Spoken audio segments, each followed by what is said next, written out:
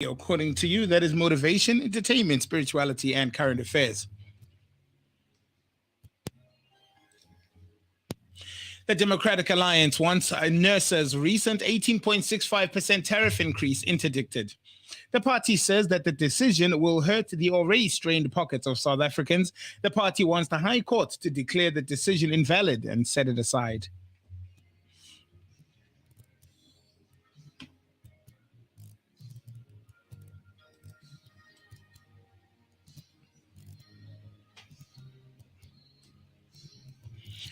The president of Brazil, Luiz Inácio Lula da Silva, has dismissed almost 50 members of the armed forces who were performing security functions at the Alvorada Palace, the official residence, further evidencing the distrust he already expressed after the assault on the institutions. Among these dismissed, there are 40 members of the armed forces who worked in a department of the General Secretariat of the President in charge of the security of the official residence, and others who were part of the Institutional Security Cabinet, one of the agencies most targeted after the attacks last January 8th at the Esplanade of Ministries. President Lula's decision is evidence of the misgivings he has already expressed in relation to the convenience that certain sectors of the security forces and the military may shown with the mob of Jair Bolsonaro's supporters, stating that he was sure that the presence of accomplices in those violent acts. There were many accomplices in the military police, accomplices in the armed forces. I am convinced that the doors of the Planalto Palace were open from the inside because they were not broken, he said last Thursday.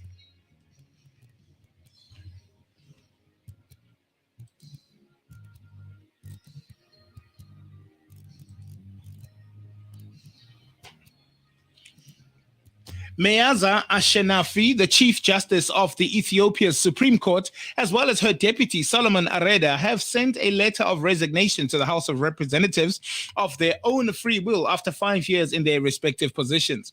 Shortly thereafter, the Ethiopian House of Representatives approved with majority vote their replacements.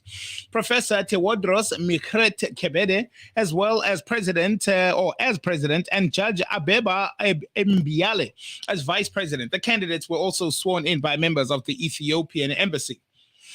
Now, the resigned vice president of the Supreme Court has recently been appointed part-time judge of the United Nations Dispute Tribunal for the period 2023 to 2030, the Addis Standard newspaper has reported.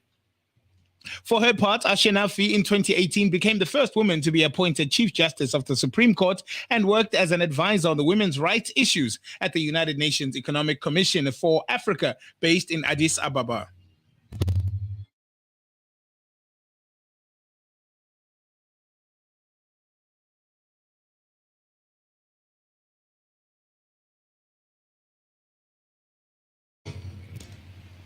Members of a team of dedicated to busting organized crime networks spent weeks away from their families safeguarding a 583 million rand haul of cocaine found on a shipping vessel off Saldanha Bay in 2021. This earned the team a Catch of the Year honor at the Western Cape SAPS Excellence Awards.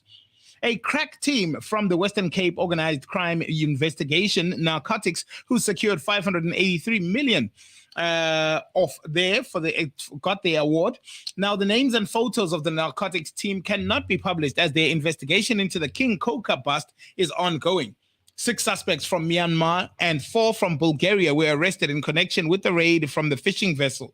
Police seized a massive cocaine haul and, may provide clues as to whom the cocaine belonged to, because the branding says King Coca.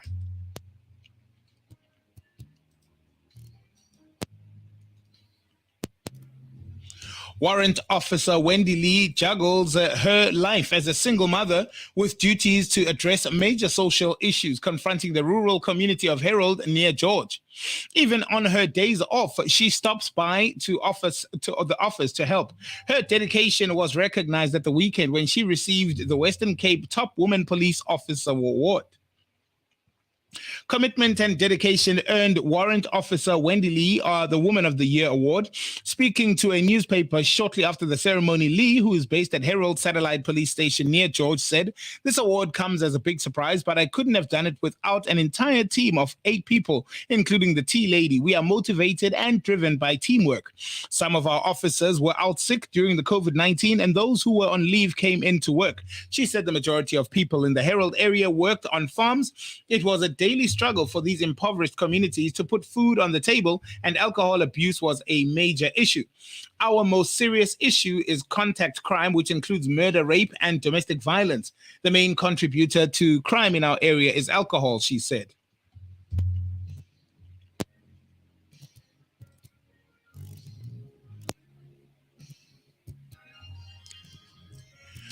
Wendy Vayner interviewed South African Special Risks Insurance Association CEO Mpumelelo Tyikwe. This is part of the conversation that they had. The South African Special Risks Insurance Association appeals to South Africans to find alternative ways of protest amid the country's electricity crisis. The Kroonstad protest, social media's hashtag national shutdown tweets, and 2021's devastating July unrest are a few examples of how protest can result in a multi-million rands worth of damage to public and infrastructure. Tyikwe said the cost of social unrest is quite huge as South African taxpayers who often have to cover the costs of the aftermath. He appeals to citizens to explore other forms of protest. Our appeal, South Africa, is that as much as we have a legitimate right to protest, but destruction of infrastructure does not help our cause.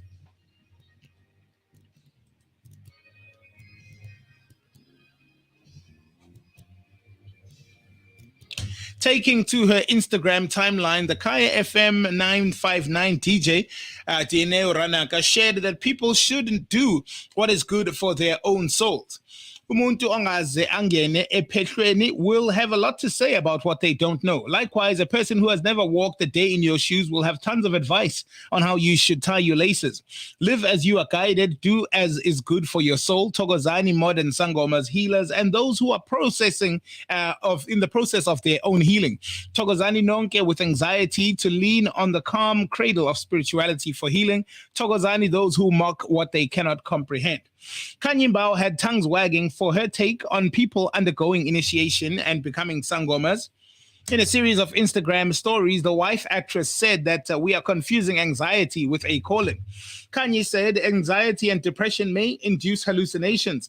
Anxiety, you will hear drums, I swear, laugh it off. You are not alone. Just get magnesium and a bit of sunshine, B12, and have some sea moss.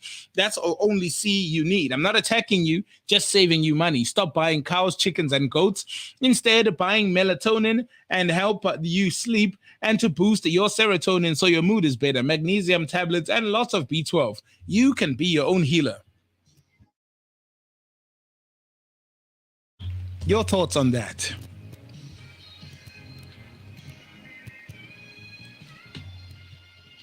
29 after 9 right now as we continue.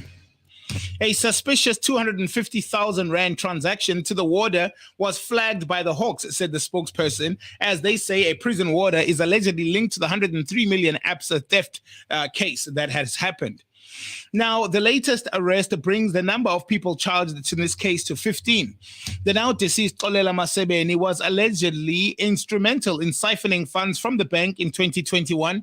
Masebeni was arrested with his wife, Atembile Mpani, and her mother. Masebeni was shot and killed in February 2022 outside his home in Ezibeleni in the Eastern Cape.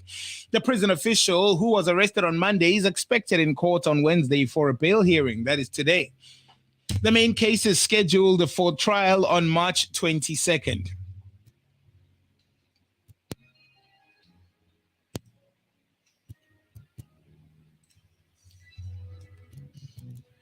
Gresham Mandy of the Community Policing Forum, CPF, said the tiger, Sheba, was spotted in the early hours of today at the Arboretum farm in Walker's Fruit Farms, about 2 kilometers from where the tiger was last known to roam. She had entered a farm area with 6 dwellings in families living there. Sheba attacked and killed a domestic animal, and a call was made for urgent assistance. Members responded to the scene and began to track the tiger. He said the owner of the tiger was present. She was located near a house on the farm. Mandy said due to the terrain and the area, it was not possible to contain her or secure her safely. At 3:45 a.m., the decision was made to euthanize her while it was safe to do so. Unfortunately, darting her was not an option. Sheba had moved during the night across the hills to the western side of fruit farms, bringing her close to livestock and residents in a more densely populated area. This was not an easy decision to make, at the safety community of Walker's fruit farms was priority. The Vereniging and Van der Bijl Park SPCA, which said it heard later that Sheba had been shot, explained that darting her was not an option. There are many risks and complications with darting an animal at night. This case proves why wild animals should not be kept as pets. The SPCA is opposed to keeping and breeding of wild and exotic animals as pets.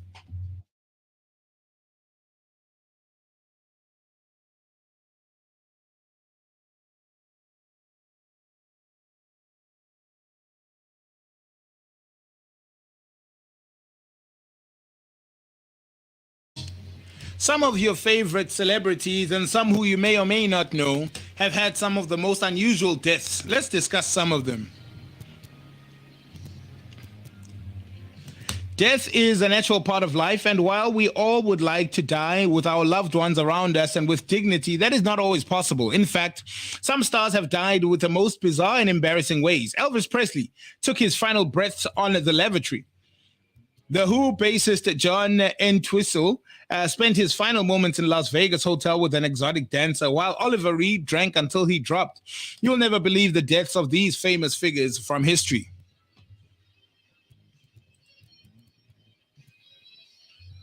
The late wildlife enthusiast was known across the globe as the crocodile hunter Steve Irwin. Despite spending his life getting up close and personal with killer crocs, yet in an ironic twist of fate, the Australian zookeeper met his demise after being stabbed in the chest by a stingray just off the Great Barrier Reef in 2006. Steve was tracking a deadly tiger shark whilst filming the now called Ocean's Deadliest when he swam over an unusually docile fish which mistook his shadow for a shark before plunging a deadly barb deep into his chest. Irwin's cameraman Justin Lyons said it went through his chest like a hot knife through butter. It probably thought Steve's shadow was a tiger shark who feeds on them pretty regularly, so it started to attack him. As we're motoring back, I'm screaming at one of the other crew in the boat to put their hand over the wound, and we're just saying things to him like, think of your kids, Steve, hang on, hang on. He just sort of calmly looked up and said, I'm dying, and that was the last thing he said.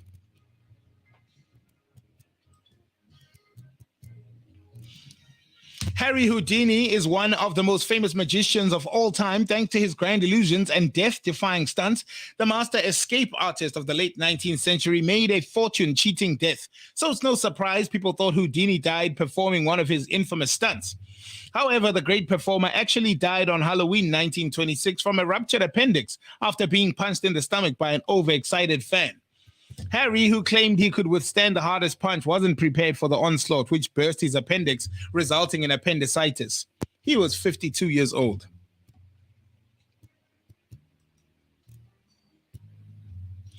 Jimi Hendrix is the man who revolutionized the electric guitar playing in the 1960s. By Hendrix was taken far from us too soon. Dying on the 18th of September in 1970 at the age of just, excuse me, I think at the age of 27. An autopsy report concluded that Jimmy died of asphyxiation of his own vomit after consuming a fatal cocktail of barbiturates prescribed for his sleeping disorder.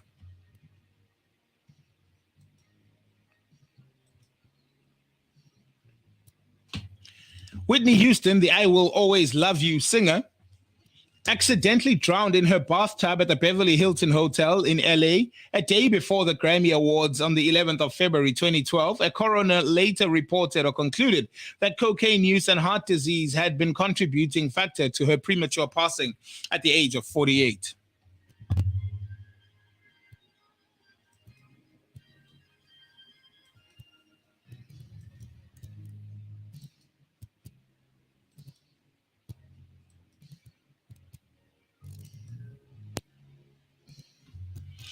Mary Stuart, known as Mary Queen of Scots, is one of the most famous figures in Scottish history. The controversial queen provided enough tragedy and romance throughout her life that she's often the subject of period dramas and has been portrayed by Hollywood actresses such as Margot Robbie, Saoirse Ronan, and Adelaide Kane. After 19 years of imprisonment for plotting to assassinate her cousin, Queen Elizabeth I of England, Mary was executed at Fotheringay Castle in England by order of Elizabeth. But Mary's death was a bloody affair and went anything but smoothly.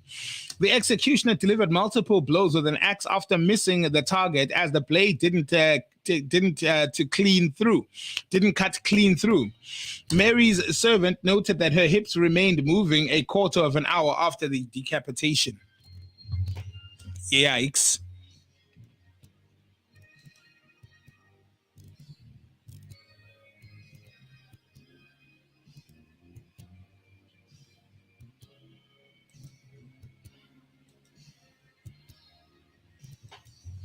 That brings us to the conclusion of our update in this first hour of Moment of Truth. Today's programming will only be 2 hours, as load shedding will be taking over from 11 o'clock, returning only at 2 p.m. when Piwe will conclude the hour of the invasion. Do stick around and don't touch that dial. We've got plenty more entertainment coming up. This is KNR.